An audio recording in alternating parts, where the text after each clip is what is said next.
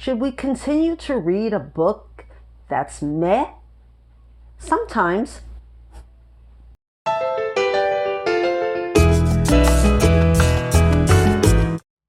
Hi Booktube, I'm Marilyn Maya, also known as the Baby Boomer Booktuber, and I'm here with a December wrap-up and some questions. This month was last year was a hard year for all of us, and last month was a particularly hard month for me in my reading and in my life in general. I lost my precious Havanese dog, Chick. She had turned 15 in October, and right before Thanksgiving we lost her, and I'm going to have a picture of her somewhere here just to show you how beautiful she was and how much I miss her.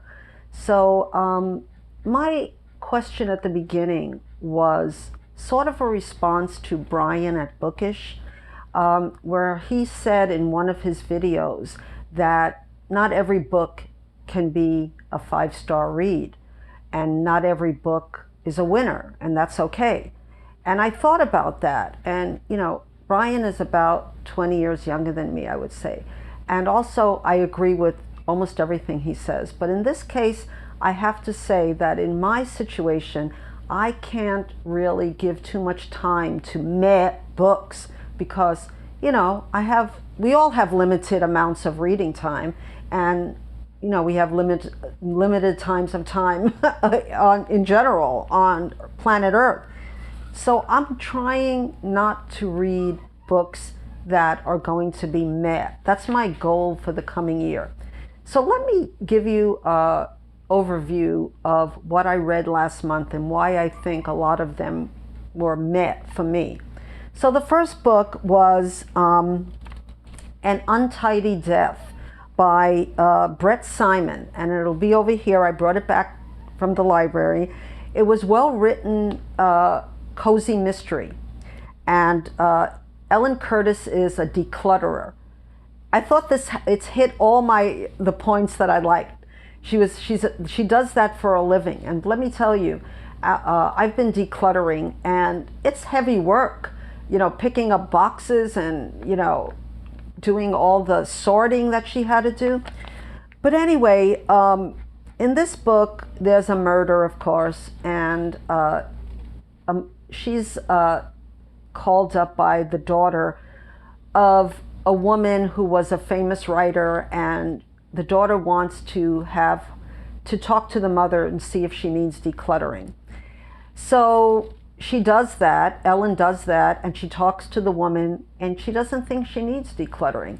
Anyway, very soon after, the woman is found dead, and the plot ensues. It's, like I said, it's well written, but I just sort of forgot about everything after I read it. So for me, it was meh. It was well written, but meh. And I don't want to read. I think I'm not really a cozy mystery reader.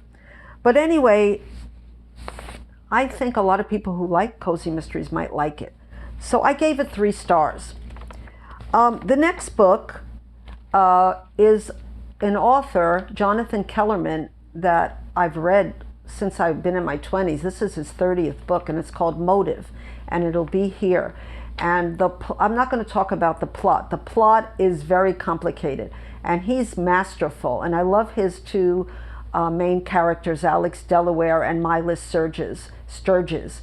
And I enjoyed reading it. You know, it's the thing I didn't like, but that's true with many thrillers and mysteries, is that there's a lot of violence against women. And I guess that does coincide with what happens in real life, where women are done violence to. But in this case, I thought the plot was, it says it's razor sharp. It's well written. I thought it was a little convoluted, in my opinion, for a Jonathan Kellerman book, but very interesting to read. His character studies are spot on. He writes about LA, and he knows who he's talking about. What I didn't like about the book was the ending. I thought the ending came out of nowhere, and even though it says in the in a review of the book that the twists are shocking and logical, and the byplay between the twists, between the leads, entertaining. I agree with the second part, but the ending for me came out of nowhere, and it wasn't fair to readers of mysteries. But I gave it like 3.5 stars because he is a wonderful writer. But for me, it was a little meh. The last book, which I like the best of what I'm going to call the meh books, and it really isn't meh. It's called The Last Bookshop in London by Madeline Martin. And one thing I'll say is that she's a wonderful historical fiction writer in the sense that she did her homework and her research on this book. So what is the setup? August 1939, not a good time. For London prepares for war as Hitler's forces sweep across Europe, and Grace Bennet, she's the main protagonist in this novel, has also dreamed of moving to the city.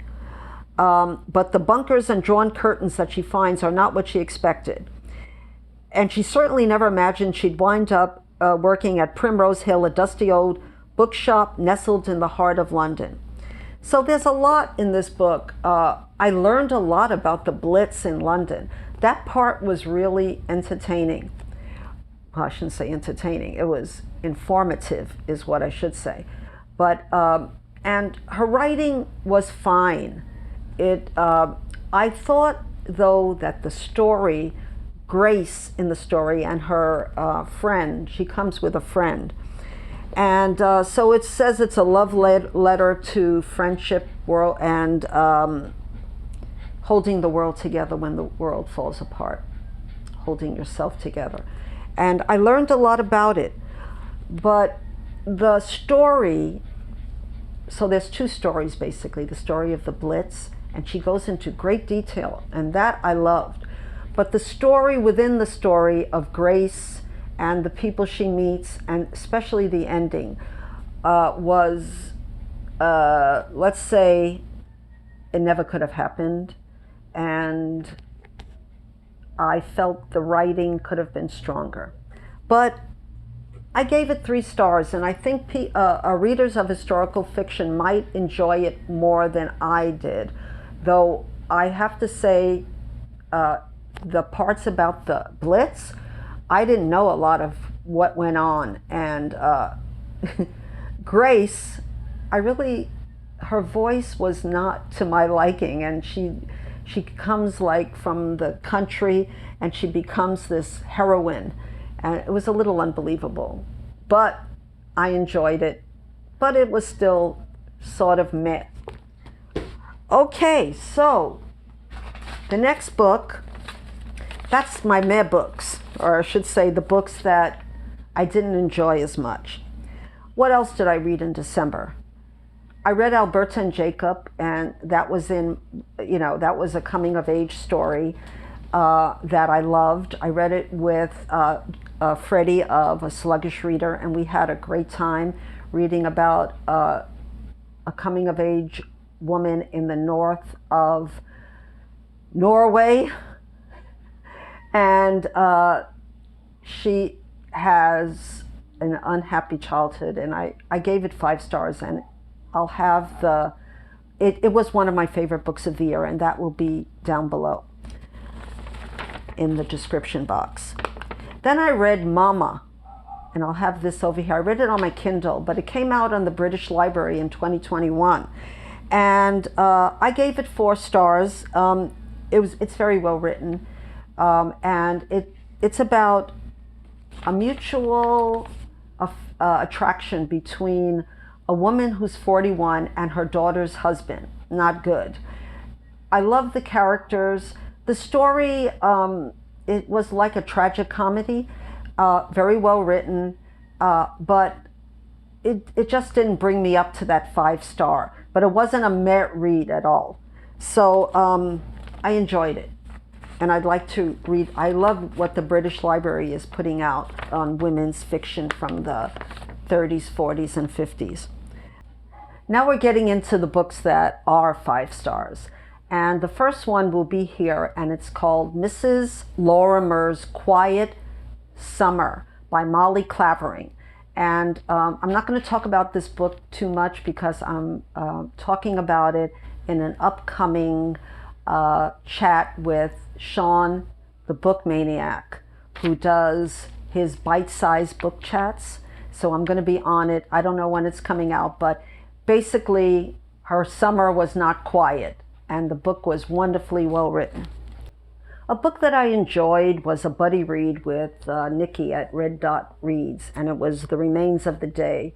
And it was by Kazuo Ishiguro, and he is a beloved writer on Booktube. And The Remains of the Day was winner of the Booker Prize, and, you know, well thought of. I mean, I think it was a good choice. However, I didn't give it 5 stars, and I'll tell you why later. But we follow Stevens, the butler, who his main, the person that he worked for, Mr. Darlington, has died 3 years ago or 2 years ago. And now he's working for an American employer as a butler. And the American new employer tells him to go take a trip. And he decides to visit a housekeeper that he knew during his time working there, that they had a very interesting relationship, let's say. And during this trip, he goes through what his life has been like as a butler working for Mr. Darlington. And he's a very repressed person. And to come to terms with what happened during the war and with his employer, who he has served faithfully, is the crux of this book, and how he changes and to the end. And in the beginning, he's thinking that he received a letter from the housekeeper saying that he's interpreting it that she wants to come back and be a housekeeper again, even though she's married. He thinks maybe she is divorcing her husband. But anyway, the reason that I didn't give it 5 stars, which a lot of people say this was one of their favorite books of all time, was because as well as he went into the mind of what a repressed butler, English repressed butler of the 30s and 40s would be, who had maybe a father who was also a butler and that he was trying to emulate, I felt that there was some mistakes in some of the characterizations of what was happening during the war, and a few mistakes. And also the ending, well, let's say it kind of left me a little bit cool. I mean, I understood where it was going. I had, you know, I watched the movie and everything, and still, I felt that the actor in the movie gave it more oomph than the book did. And so I was left a little disappointed by the ending. But all in all, this was a wonderful read, and I recommend it highly. So that's Remains of the Day. So what am I going to end with? Because I started out saying that I didn't want to read meh books, but sometimes you have to, because we're not, you know, we can't see the future of what books we're going to love and what books we're not. But I have DNF'd a few books for now, so I've abandoned them for now for different reasons. And not because I think they're going to be meh books necessarily, but I just feel like, going back to what Brian was saying, I don't want to read a book that might be a disappointment to me right now. So I want to read books that I'm almost sure I'm going to love. So the first book that I'm DNFing for now is A Month in the Country by J.L. Carr.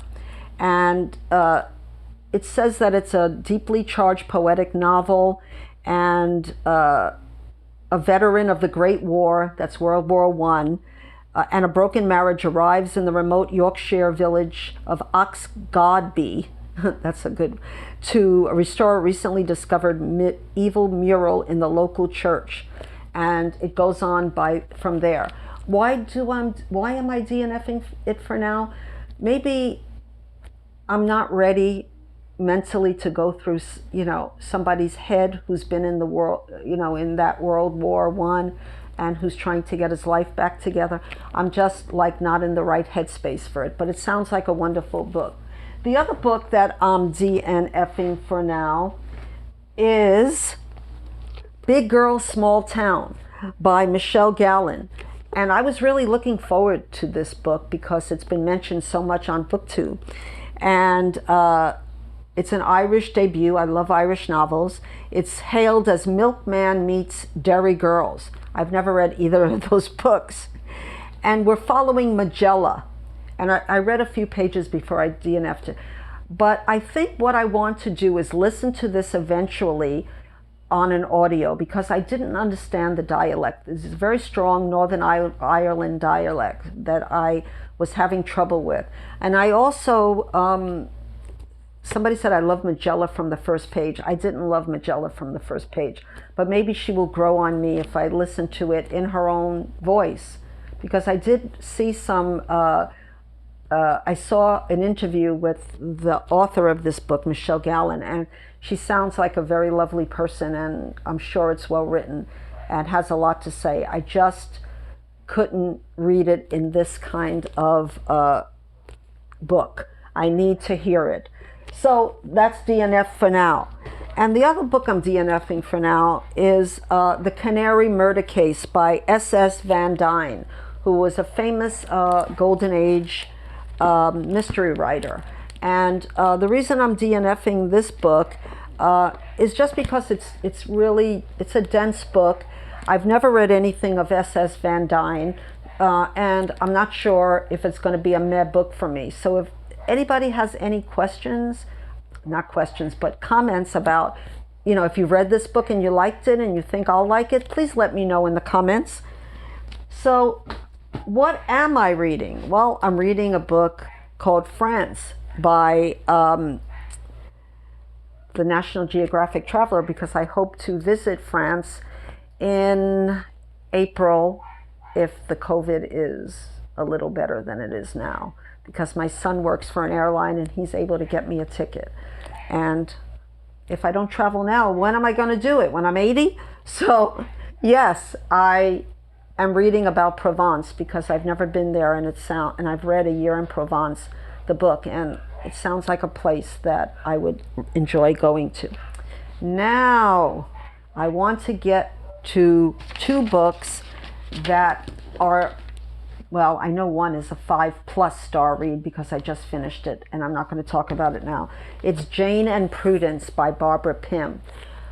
I can't tell you how much I love this book, and I'm not going to go into it now, but to tell you that I broke out laughing almost every other page. So unexpected humor, and the characters are so well drawn, and I kept on going back because I found it so fascinating. I didn't want to finish it too fast. I want to reread it right now again, and I want to read all of Barbara Pym because she makes me happy, and that's the feeling that I want to get from reading a book.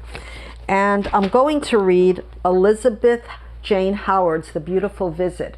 I had bought this last year, but for the first few pages I thought maybe this wasn't going to be a 5-star read, but I can't remember if it was Sean or somebody else, I think it was Sean, who said this was one of his favorite books, and I trust him when it comes to these kind of books. I don't like everything he reads, but it's an award-winning novel about a young girl's growing to maturity in the years before women got the vote. And I have to say that Jane and Prudence is a very feminist novel that is so unusual. It was written on the year of my birthday, 1950. And Barbara Pym has to be a feminist, I have to say. And I'm hoping that this book, The Beautiful Visit, is going to be the same. So, what do I say to Brian? I say, I love your channel. and I'm going to try to finish reading older women. And I want to go into a little bit about what I plan in the next month. And I have a very big book haul coming up. It's books that I got in the mail that I didn't open, not because I was trying to, get a giant book haul, but because I was so busy reading, trying to keep up with the books that I had. I'm also going to do some, maybe some vlogs, not fancy vlogs or anything, but I took some pictures when I was on the handy van. If anybody wants to know what a handy van is, it's what disabled people take when they don't drive. And I took some beautiful pictures of Hawaii as we were going down the road to my physical therapist.